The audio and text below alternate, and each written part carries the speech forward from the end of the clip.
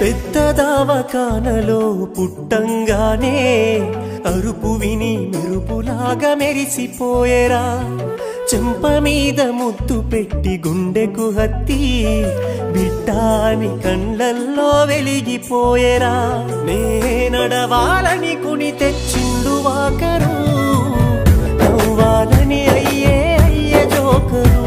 నా బాగోగు కోసం తను అయ్యలే బరు